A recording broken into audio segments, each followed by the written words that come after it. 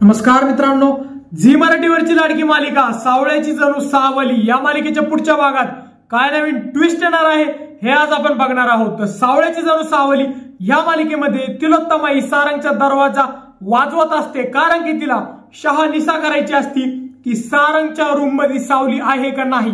तर मित्रांनो, तिलोत्तमा त्यामुळे दार वाजवते, सगळे घरचे तिथं जमा होतात, एकत्र होतात आणि नंतर जेव्हा सारंग दरवाजा उघडतो तेव्हा कळतं की सारंग सोबत सावली ही त्या रूम मध्ये आहे। तर मित्रांनो, जशी तिलोत्तमा सावलीला बघते तसं ती खूप नाराज होते आणि डायरेक्ट खाली येते आणि सगळ्यात मोठा तमाशा घालते आणि म्हणते की एक तर ही मुलगी घरात राहील किंवा मी तरी घर सोडून जाते। आणि असं बोलत असताना ती सावलीच्या कानामागे वाजवायचा प्रयत्न करते, जो की सारंग अडवतो आणि म्हणतो की सावलीला अजिबात मारायचं नाही। त्यावर मित्रांनो, तिलोत्तमा ही खूप नाराज होते आणि डायरेक्टली घर सोडून निघून जाते।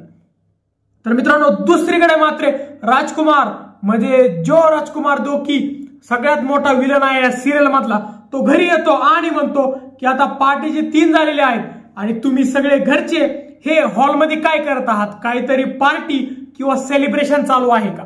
त्यावर मित्रांनो, ऐश्वर्या सांगते की आई या मुलीमुळे म्हणजे सावलीमुळे घर सोडून गेलेली आहे। त्यावर मित्रांनो, राजकुमार हा सावलीवर खूप चिडतो आणि म्हणतो की हिला आत्ताच्या आत्ता घराच्या बाहेर हाकलून द्या। ज्यावर चंद्रकांत म्हणतो की ती या घराची सून आहे आणि ती या घराच्या बाहेर जाणार नाही। तर मित्रांनो, दुसरीकडे मात्र कळलेलं असतं की तिलोत्तमा ही त्यांच्याच बांधलेल्या रिसॉर्टवर गेलेली असते नाराज होऊन। तर सगळेजण म्हणतात की आईला आता शांततेने झोपून द्या, जेव्हा तिचा राग शांत होईल तेव्हा सारंग तिला समजवायला जाईल आणि तिला वापस घेऊन येईल। तर मित्रांनो, सावलीच्या भावाला मात्र हे सहन होत नाही आणि तो तिथून बॅग घेऊन निघून जातो मध्यरात्री। तर मित्रांनो, सावलीला तो बिन विचारता निघून जातो आणि तो जयंतीला पण सोबत यायचं म्हणत असतो, पण जयंती त्याच्या सोबत येत नाही, कारण की जयंतीला एक खूप मोठा कुटाणा करायचा असतो, जे की ती दुसऱ्या दिवशी करते।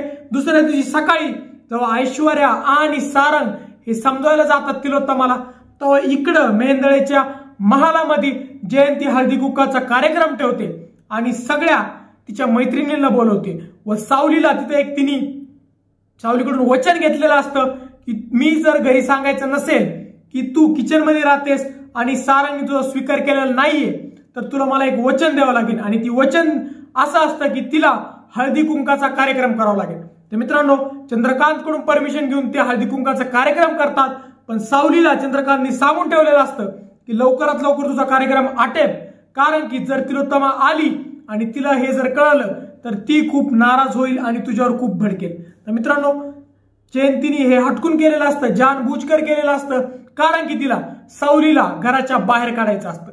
तर मित्रांनो, जेव्हा हळदी कुंकाचा कार्यक्रम चालू होतो तेव्हाच जयंती ही ऐश्वर्याला मेसेज करते आणि म्हणते की लवकरात लवकर तिलोत्तमा मॅडमला घरी घेऊन या, तुमचं काम झालेलं आहे। आणि मित्रांनो, सांगितल्याप्रमाणे सारंग आणि ऐश्वर्या हे तिलोत्तमाला घरी घेऊन येतात आणि जसं तिलोत्तमा बघते की घरात 3 असल्याने हळदी कुंकाचा कार्यक्रम चालू आहे, तर ती खूप नाराज होते आणि सगळ्या बायांना पहिले तर तिथून हाकलून देते।